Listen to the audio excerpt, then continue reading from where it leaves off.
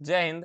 आज के इस वीडियो में हम आपको कंप्यूटर फंडामेंटल का कुछ बेसिक थ्योरी बताने वाले हैं, जिसमें कुछ कंटेंट है वो आपको पढ़ना है। देखिए, इस टॉपिक में हम लोग कंप्यूटर का परिचय पढ़ेंगे, कंप्यूटर का कार्यपद्धति पढ़ेंगे, वर्क ऑफ कंप्यूटर जिसको बोलते हैं, कंप्यूटर का विशेषताएं पढ़ेंगे। सबसे पहला हम लोग को पढ़ना है कंप्यूटर का परिचय, यानी कि इंट्रोडक्शन टू कंप्यूटर। कंप्यूटर होता क्या है?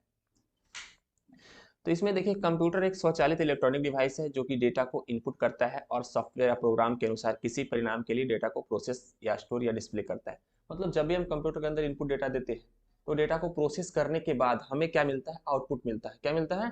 आउटपुट मिलता है। और आउटपुट मिलता है, उसके पहले डेटा को स्टोर भी किया जाता है। कंप्यूटर डेटा को क्या करता है? स्टोर भी करता है। ठीक है, स्टोर करता है स्टोरेज डिवाइस के माध्यम से। कंप्यूटर शब्द की जो उत्पत्ति हुई है वो लैटिन भाषा से हुई है। कहाँ से हुई है? लैटिन भाषा से। लैटिन भाषा से कौन सा शब्द से भाई? तो कंप्यूट शब्द से हुई है, जिसका अर्थ होता है गणना करना। जिसका अर्थ होता है यहाँ पे गणना करना। इसलिए कंप्यूटर को गणक या संगणक के रूप में हम लोग उसको बोलते हैं कि या तो ये गणक यंत्र है या तो फिर संगणक यंत्र है। कंप्यूटर हार्डवेयर और सॉफ्टवेयर का संयोजन होता है। मतलब कंप्यूटर के अंदर हार्डवेयर और सॉफ्टवेयर दोनों का मिला हुआ क्या है? रूप है।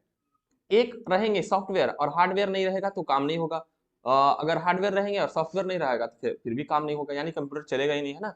तो दोनों का मिला हुआ क्या है? यहाँ पे रूप है। ठीक है, जो डाटा को सूचना में बदलता है। जो हम लोग डेटा को इसके अंदर इनपुट कराते हैं उसको क्या करता है? इंस्ट्रक्शन में यानी सूचना में क्या करता है? परिवर्तन परिवर्तन कर देता है, मतलब बदल देता है। अगला हम लोग देखेंगे कंप्यूटर की कार्यपद्धति, है ना। तो देखिए, कंप्यूटर की कार्यपद्धति का मतलब कंप्यूटर कैसे वर्क करता है। तो कंप्यूटर के अंदर सबसे पहले हमको डेटा के रूप में इनपुट देना होता है ना। कंप्यूटर में डाटा या सूचना को भेजना क्या कहलाता है? इनपुट कहलाता है। दूसरा है आपका प्रोसेसिंग। इनपुट देने के बाद कंप्यूटर क्या करता है? सीपीयू के माध्यम से क्या करता है? वो प्रोसेसिंग करता है। सीपीयू कंप्यूटर को इंस्ट्रक्शन को एग्जीक्यूट करती है और प्रोसेस करती है। ठीक है। तीसरा आपका है आउटपुट। जब प्रोसेस होने के बाद सीपीयू जब प्रोसेस कर लेती है डेटा को, तब हमें क्या मिलता है? आउटपुट मिलता है। क्या मिलता है? आउटपुट। यहाँ लिखा हुआ है यह यूजर को प्रोसीड डेटा उपलब्ध कराता है। मतलब जो प्रोसीड या मतलब जो प्रोसेस किया गया डेटा है उसको यूजर को प्रदान की जाती है, मतलब मिलता है उसको। अगला है स्टोरेज। स्टोरेज सबसे बहुत बड़ा रोल है। स्टोरेज डिवाइस नहीं होता तो कंप्यूटर चालू नहीं होता। ठीक है, तो यह डाटा और प्रोग्राम को अस्थायी रूप से क्या करता है? स्टोर करता है। तो कंप्यूटर का मुख्य कार्य कितने हैं? 4 तरह का होता है। इनपुट, प्रोसेसिंग, आउटपुट और स्टोरेज। क्लियर हुआ? आगे हम लोग देखेंगे कंप्यूटर की विशेषताएं। कंप्यूटर की कुछ बहुत सारी विशेषताएं हैं। कंप्यूटर की क्या है? बहुत सारे विशेषताएं हैं, जिसमें सबसे पहला विशेषता होता है गति। ठीक है, कंप्यूटर 1 सेकंड में लाखों कैलकुलेशन कर सकता है। लाखों कैलकुलेशन, यहाँ तक कि 1 सेकंड में 30 लाख कैलकुलेशन करने की क्षमता रखता है आपका एक साधारण कंप्यूटर, नॉर्मल कंप्यूटर। ठीक है, तो कह सकते हैं कंप्यूटर का स्पीड बहुत ज्यादा होता है। अगला है आपका त्रुटि रहित कार्य, एक्यूरेसी। मतलब कह सकते हैं कि जो भी कंप्यूटर काम करेगा वो शुद्ध शुद्ध करेगा, गलती करेगा ही नहीं। ठीक है, आप कहते हैं ना कि सर गलती हो गया, आपसे होता है, कंप्यूटर से नहीं होता। इनपुट जो डालिएगा वही आपको आउटपुट मिलेगा।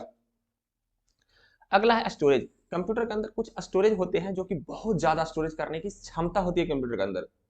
ठीक है, अनलिमिटेड तो नहीं कह सकते हैं लेकिन लिमिटेड क्षमता क्षमता होती है। जैसे कि टीबी में होती है, 1 टीबी, 2 टीबी, 10 टीबी, है ना। इस तरह से स्टोरेज करने की क्षमता होती है कंप्यूटर के अंदर, बहुत विशाल क्षमता होती है इसके अंदर।